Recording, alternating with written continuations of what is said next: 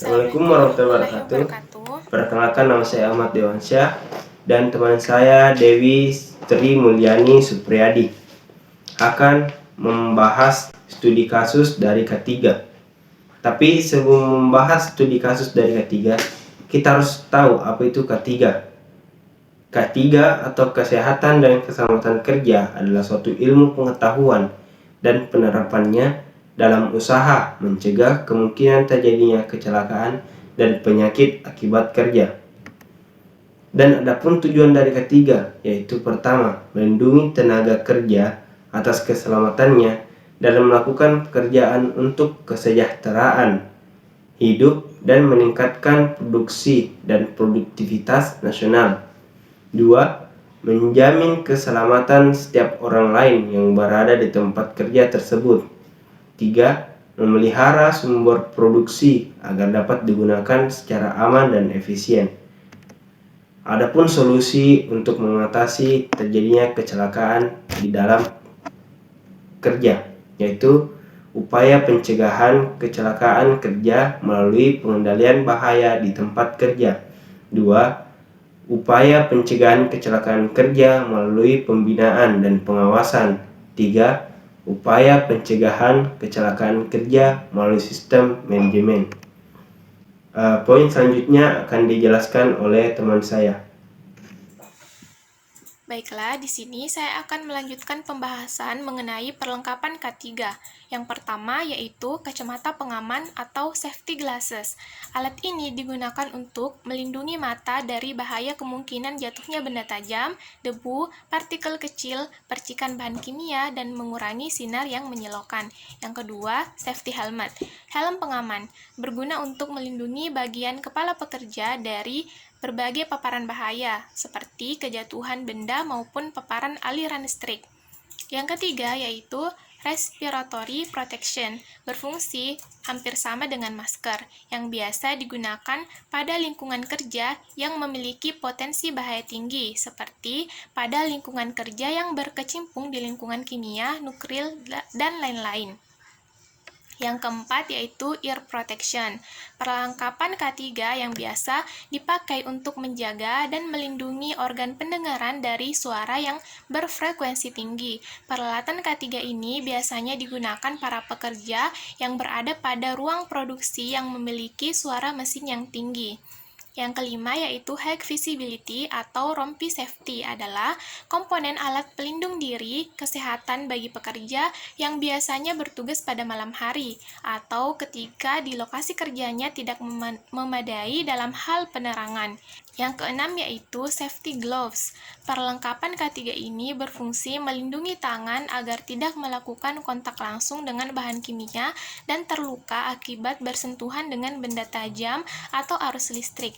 Yang ketujuh yaitu sepatu pelindung atau safety shoes adalah perlengkapan yang berguna untuk melindungi bagian kaki dari bahaya benda tajam, kejatuhan benda, larutan kimia, dan juga aliran listrik. Selanjutnya, pembahasan mengenai landasan hukum K3.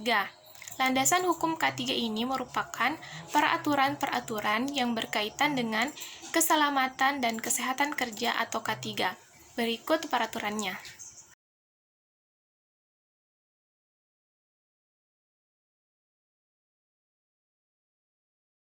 Baik, kita akan membahas mengenai analisis kasus K3. Kasus pertama yaitu kisah pilu Arif mengais rezeki di Taipei, pingsan di dalam tangki air, alami luka bakar 47% di tubuhnya. Arif Hidayat, 32 tahun, adalah seorang TKI yang bekerja di sebuah home industry di negara Taipei. Kisah kecelakaan kerja yang dialami oleh Arif terjadi saat dia sedang mengecat sebuah tangki air pada akhir tahun 2020. Menurut keterangan saksi, korban pingsan karena menghirup bau cat lama. Berawal saat yang bersangkutan sedang mengecat bagian dalam tangki, namun tiba-tiba pingsan karena menghirup bau cat lama, ujar Beni saat ditemui di lokasi. Analisa kasus. Yang pertama, pekerja tidak dilengkapi dengan perlengkapan K3 dalam bekerja. Semua lini di pabrik cat harus menggunakan APD, terutama respirator atau masker. Karena paparan dari bahan kimia pembuat cat akan mengganggu saluran pernapasan bila terhirup. Kedua, masih kurangnya pengetahuan pekerja terhadap langkah awal penanganan kecelakaan kerja. Pelanggaran hukum pada Undang-Undang Republik Indonesia Nomor 13 Tahun 2013, paragraf 5 tentang keselamatan dan kesehatan kerja, terdapat dua pasal, yaitu pasal 86 dan pasal 87 yang mengatur bagaimana hak para buruh di perusahaan dalam kegiatan bekerja. Maka perusahaan harus memperhatikan kesehatan dan keselamatan para pekerjanya dengan salah satu cara membuat dan menerapkan manajemen K3. Solusi yang dilakukan agar tidak terjadi kecelakaan pada saat bekerja, yaitu perusahaan memberikan alat-alat perlindungan diri pada pekerja dan mewajibkan pekerjanya untuk menggunakan alat pelindung diri. Memastikan keamanan lingkungan kerja sebelum melaksanakan pekerjaan dan melakukan pelatihan K3 bagi para pekerja sehingga tidak terjadi hal-hal yang tidak diinginkan. Pekerja dapat melakukan tindakan yang tepat. Baik, kasus kedua akan dijelaskan oleh rekan saya. Baiklah, kasus kedua membahas mengenai karyawan PLN yang tewas tersengat listrik pada saat memperbaiki jaringan kabel. Kronologisnya adalah seorang pekerja PT Sinar Bintang SBM, Rudianto, umur 38 tahun, warga Kecamatan Berastagi, tewas terjatuh dari tiang listrik milik PLN saat tengah memperbaiki jaringan kabel di Desa Doulu, Kecamatan Berastagi, pada Rabu 18 Juli tahun 2018 sekitar pukul 11.20 waktu Indonesia Barat. Korban mengalami luka robek di bagian kepala, siku, tangan kanan, dan juga kening. Korban langsung dibawa ke puskesmas terdekat untuk mendapatkan pertolongan pertama. Namun, karena lukanya sangat serius, korban dibawa ke rumah sakit umum, namun nyawanya tidak tertolong lagi. Analisa kasus. Berdasarkan keterangan saksi yang pertama, tiang listrik yang dipanjat korban tumbang karena sudah keropos. Berdasarkan keterangan dari rekan korban yang menyatakan, korban jatuh tepat di depan mata kami. Sebelum menjalankan tugas, kami melihat tiang PLN itu agak keropos, tapi untuk menjalankan tugas terpaksa dipanjat. Setelah beberapa menit kemudian, tiangnya tumbang sehingga Rudianto yang menjadi korban. Keterangan saksi yang kedua, pihak perusahaan diduga kurang memperhatikan K3 para karyawan.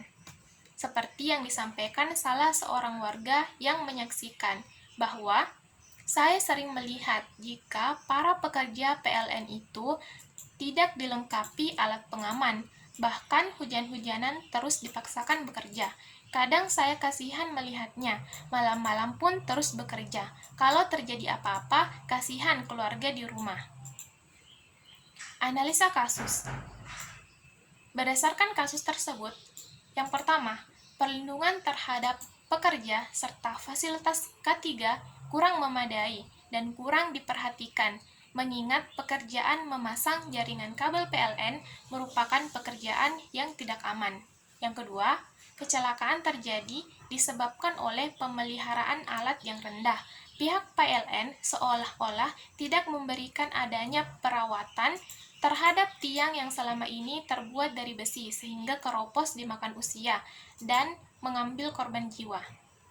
Selanjutnya, pelanggaran hukum yaitu Permakertrans pasal 2 ayat 1 yang menyebutkan pengusaha harus menyediakan alat pelindung diri bagi pekerja di tempat kerja, dan pasal 7 ayat 1 yang menyebutkan pengusaha atau pengurus wajib melaksanakan manajemen APD di tempat kerja.